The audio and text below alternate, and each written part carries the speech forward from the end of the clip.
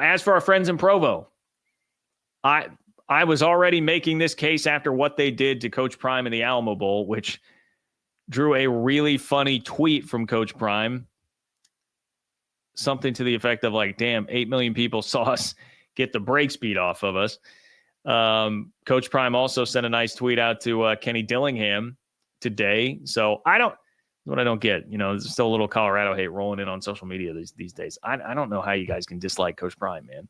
He advocates for the league. He knows the coaches in the league. He is friendly and clearly respects and understands what's going on in this league. Anybody in the Big 12 that's hating on Coach Prime probably should rethink that. Anyway, Coach Prime's team laid down at the hands of BYU as they finished 11-2 by smacking them in front of a massive TV audience in the Alamo Bowl. And now we look at this and say, well, the ACC looked awful this bowl season, and Arizona State looked great against the SEC runner-up, who was very close to winning the SEC championship in Texas, one of the most talented teams in the country. Why did we not consider the Big 12 at all as a potential two-bid league? Why were we sitting here? Not only was the Big 12 not considered as a potential two-bid league, but, into November, mid-November, we were sitting here having a conversation about this is going to be potentially a league that doesn't get anybody in, right? It was going to be the Boise and Tulane, or Boise and Army might actually keep the Big 12 champ totally out of this thing.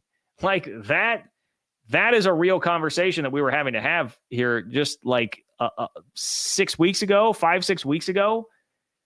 Why was the Big 12 being treated like that? Doesn't look very good right now. That did not age very well.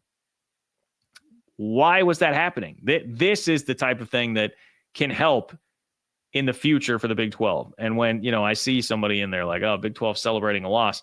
Well, there are tangible benefits that can come from this. And one of them hopefully is being treated with a little more respect in the discourse next year when you wind up with a team like BYU at 10-2.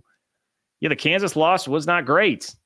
It's a 5-7 team. Alabama lost to a couple of 6-6 teams, and then bad one against a 7-5 team in their bowl game, right? And Alabama was being held up by everybody as this is the team that should be in the playoff. SMU, I think, is, and John Wilner has really made this point. If you really want to look back in retrospect right now and hold up BYU against SMU and say, how was this not at least a discussion? I mean, it's a great point. Miami was very clearly in that discussion, and it's been said multiple times by me, hey, if you go look at that, better strength of schedule for BYU, much better win, which came over a team in that conference in SMU. Why was BYU with the same record? Why was BYU just an afterthought, not even considered, not a part of that discussion? It's ridiculous. It's ridiculous. The 3-loss SEC teams were right in there. And again, taking up all the airtime with BYU getting no respect at all. And now you look at it and say, well, Bama flopped in the bowl game, and looking at how the Big 12 champ played against the SEC runner-up, it doesn't look like there was as large of a gap as anybody thought between those two leagues. So we probably should have evaluated that a little bit differently. And maybe at the very least, put BYU, into the conversation. It's criminal that didn't happen. It really is. And I'm not sure that anybody, in terms of just individual teams, has benefited more from bowl season than BYU, just in terms of what everybody thinks of them coming out of this. SMU, man, yes, they did have one more loss than SMU, but tougher schedule, much better win. And, oh, by the way, it was a head-to-head win on the road at SMU. First game that they really went to Kevin Jennings playing quarterback. Didn't start, but played the majority of that game. And BYU won the game on the road there.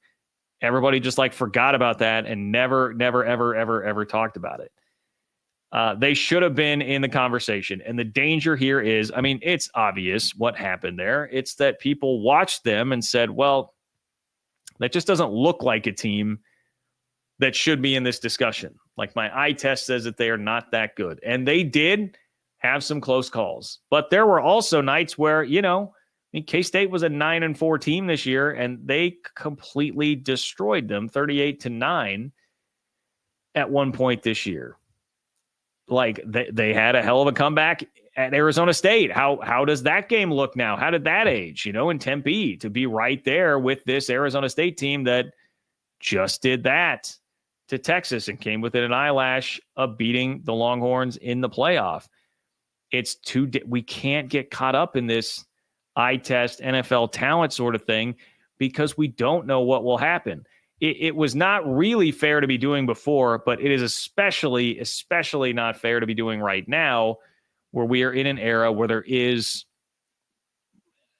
saying more parity overall, there is at least the talent gap has lessened because you've been able to a little bit more evenly disperse some of the talent that would be sitting at the back of the depth chart on the top 5 to 10 rosters in the country. Instead, with the portal and NIL, they're given much more opportunity at places where they can go make an impact. And that has changed things.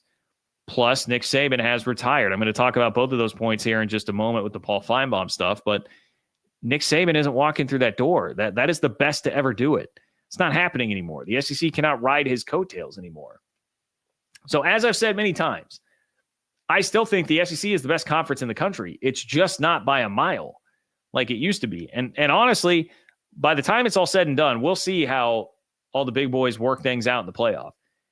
If Ohio State keeps on this and they go win the national championship, you may have to just bow down and say, actually, I think the Big Ten was the best league this year.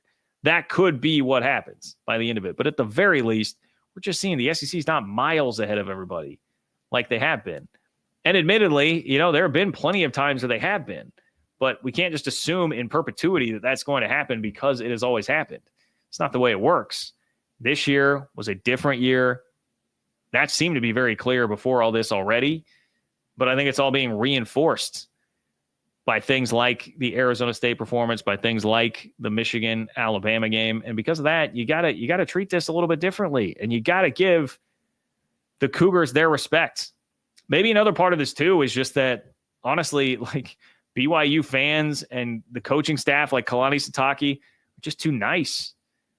Didn't really go out there and fight for it enough. You have Alabama fans are as loud, obnoxious, in your face really as it gets out there. And that's not the vibe in Provo. Kalani Sitake was asked at the post-game press conference after beating up Colorado, if he wanted to make a case for why they should have been included. And he was kind of like, no, I'm paraphrasing there, but he passed on it. It's just not his style. It's not BYU style. They are some of the nicest, kindest human beings that you're ever going to meet on earth. And it's not really their style to go out there and be super vocal about it. So it didn't force the issue for the conversation near as much as some of these other fan bases did. Lane Kiffin is literally out there creating news cycles based on his whiny tweets, and Kalani Sitake is given a softball at a press conference and doesn't want to take the bait, doesn't want to swing on it. So I don't know, a lot there. I'm just here to say I respect you, BYU. I think you should have gotten a lot more run for that last playoff spot, and I think Arizona State definitely did you a solid today in helping drive that point home.